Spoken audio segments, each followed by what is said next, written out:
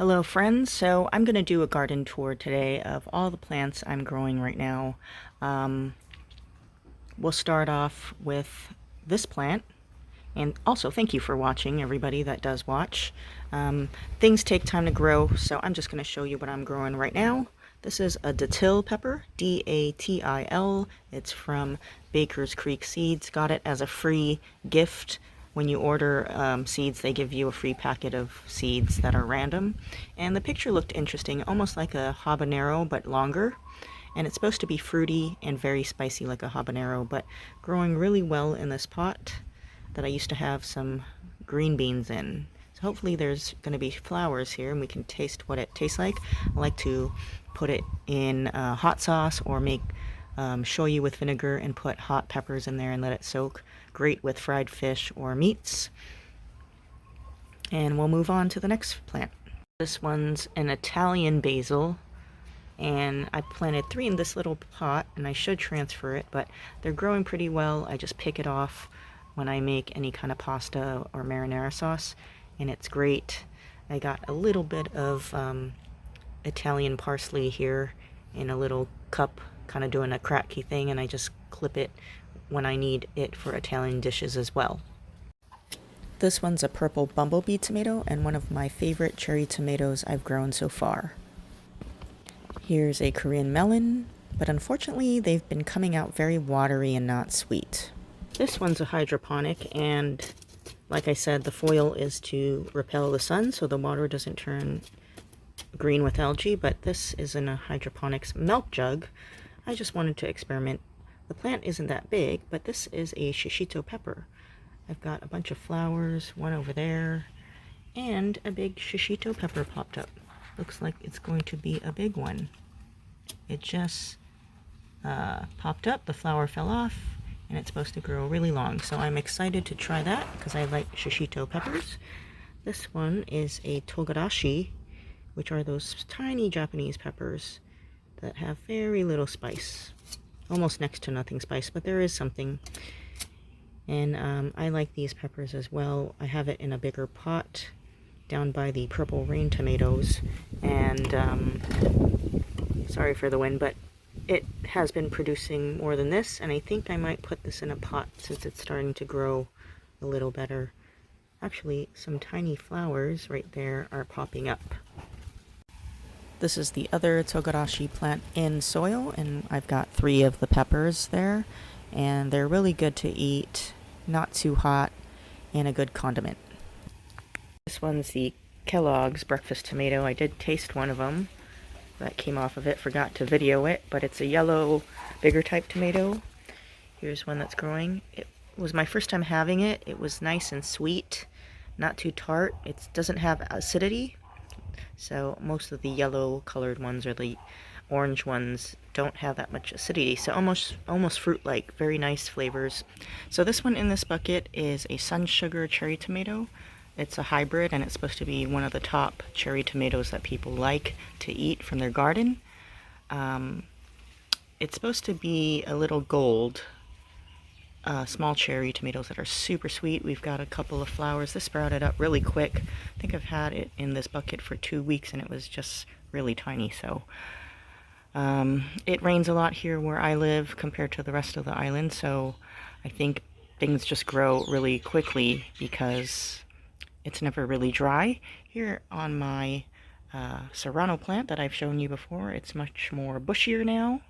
Some people like to trim it and just have one branch, but I find if I just let it go wild, there's a lot of more flowers. You can see some of those serranos hiding under the rosemary bush. Got a big one here, too. This one's a big one. I really enjoy those to eat, and more flowers here and a little one peeking out here. I'm not sure if you remember the chocolate striped tomato. It's been producing and producing.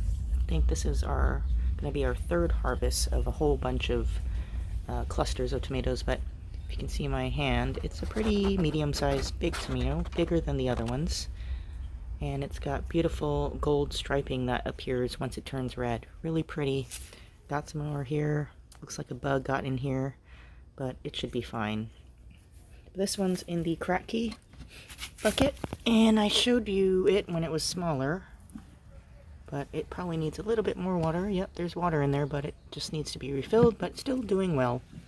It got so heavy, it kind of cracked right here, but I just got this tomato trellis and put it upside down, and it fits perfectly over the bucket, and it holds it in place. Here is an update on the purple rain. This is the other one I told you about. It's kind of splitting, but you know what? When you grow your own tomatoes or any vegetables, they don't look like the things in the market, but they still taste way better, and they have their blemishes, but it's still edible. But as you can see, this is how big it is. This is the dwarf tomato. Have another one down here and one more forming there. I did trim it, as you can see, just to give the plant some air so it doesn't get any mold or fungus diseases or blight. And I'm pretty happy with that. I tasted the other tomato the other day, and it was actually fabulous. It has its own salty, like very light salt flavor, almost like it's already seasoned, with a very deep, almost like a fruity flavor, more flavor than the tomatoes that you get in the supermarket. So this is a good one. I really enjoy this tomato. I will grow it again. Forgive me, my garden's a mess, but even though it's messy, things have been growing still. And the hydroponic cracky bucket got tons of these Casper eggplant flowers. I harvested about 3 from here, and here's another one that's going to become a eggplant, but just so you can see what it looks like, that's what it looks like. It's getting bigger. Tons of flowers there and there, so lots of eggplant. They just look really cool, but when you cook them, they taste like a Japanese eggplant or any other eggplant. Pretty tender. This is my pink Berkeley tie-dye. Bunch of tomatoes there, 2 over there, and I believe 1 over there. Yes, I need to weed my yard, but I'm so busy and lazy. Here I've got cilantro, the Korean long peppers. Some of them have sprouted out. Little ones here, but I think there was a long one here. There it is, right there. Good to dip in miso sauce. This one's the Bosque Blue. There's all the blue where the sun hits and it turns a nice red. This one's my black from Tula. It's almost like a black crim type of tomato, supposedly from the Ukraine, so we're just starting this one off. If you're wondering what the bucket is, somebody asked me and I replied, but for those who didn't watch the other videos, I was going to make a cracky out of this, but I'm running out of room. I wrapped it in tin foil because it's a clear bucket. If you have a clear bucket or a light colored bucket, it is definitely going to have algae and compete with your plant and kill it, because it's going to go all over their roots. So a thing that's cheap to fix it is just wrap it in tin foil. It's kind of coming off though, and it reflects the sunlight off of the bucket so that no algae will grow in your cracky bucket. Plants in this little strawberry planter aren't doing so well because it's so shallow. I wouldn't recommend getting these. That was just a thing I wondered about, and I don't think they really work well for the plants I grow anyway. Maybe for flowers, but this one's, they're all kind of, you know, stunted. They've been in here for almost a year and still have not grown, but these are all peppers. I get a pepper or 2 here or there. This one is, I believe this one's a hot wax pepper. Again, I've had a couple of hot wax peppers from here, but not too many. But this one's got flowers again. That one's a cayenne. Got a couple from them. Tasted well, but this is my first habanero that finally popped up. So it's finally turning that yellow-orange from a green. So can't wait to make a little hot sauce out of that, just in a bowl with some onions and vinegar, just as a condiment. This one's a Rosita Eggplant. I got it from Baker's Creek as well. We've got a couple of flowers here. It's pretty short and stout. It's supposed to be a rounder type of eggplant. I read something on it. I don't know if it's true, but supposedly this eggplant is from Puerto Rico, or originates from that area. But it's supposed to be prolific and give lots of round eggplants. And I like roasted eggplants with olive oil and just a touch of salt and pepper with other vegetables, so we eat a lot of eggplant. Here is my first self-watering bucket I made, and it had my sweet peppers.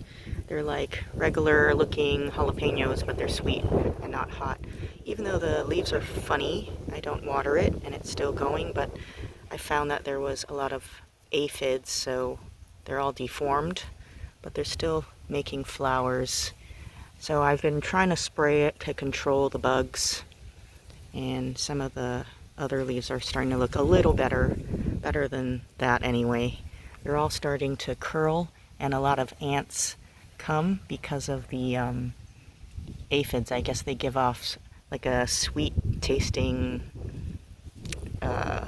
stuff behind after they eat your plants, so the ants start to come.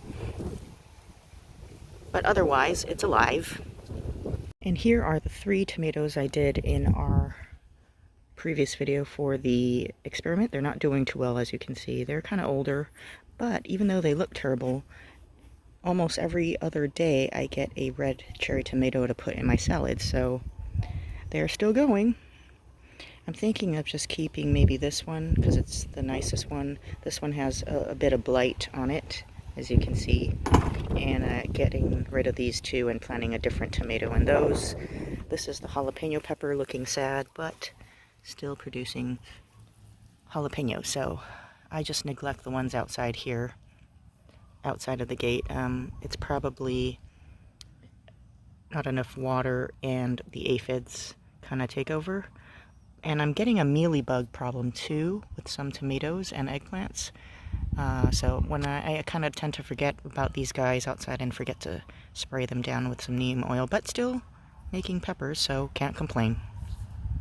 2 more plants to show you. So I got rid of my moneymaker tomato. It produced a lot of tomatoes, just big enough, almost like a bigger cherry tomato, but I really didn't care for the taste because the skin was a little bit too tough.